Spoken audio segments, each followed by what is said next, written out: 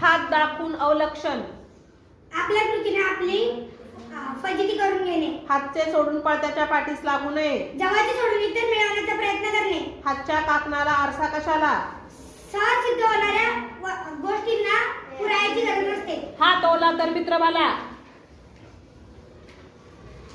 गरजेच्या वेळी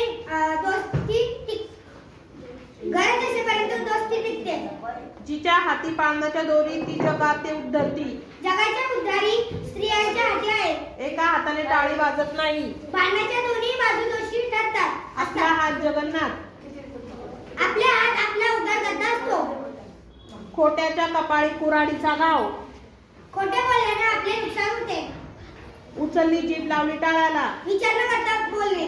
मारणाऱ्याचे हात धरता येतात पण बोलणाऱ्याचे तोंड धरता येत नाही, निंदा करणाऱ्याला गप्प बसवता येत नाही, तोंड दाबून बुक्क्यांचा मार देणे, मुक्कामार करून त्यावर जुलूम करत राहणे, लहान तोंडी मोठा घास घेणे,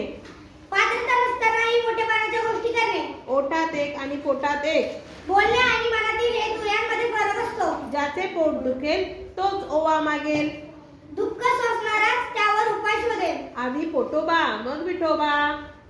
आधी स्वार्थ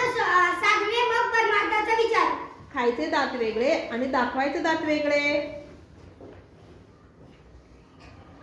कपट बुद्धीने वागणे, दात आहेत तर चणे नाहीत, चणे आहेत तर दात नाहीत, दोन आवश्यक गोष्टींपैकी एक उपलब्ध असणे, दात कोरून पोट भरत नाही, क्षुल्लक गोष्टींवर काटकसर करूनही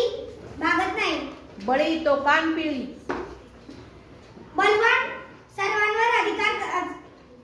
चालवतो,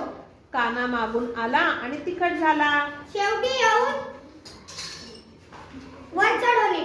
नकटीच्या लग्नाला 1700 विघ्ने, दुर्दैवी मानवाच्या कामात संकटे येणे, नाक दाबले की तोंड उघडते, मर्मावर मात करूनही वटणीवर येणे, नाकापेक्षा मोती जड,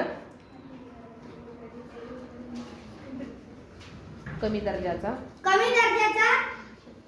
माणूस शिरजोर होणे, दोन डोळे शेजारी भेट नाही संसारी, शेजारी असून सुद्धाही मित्रांशी भेट नाही,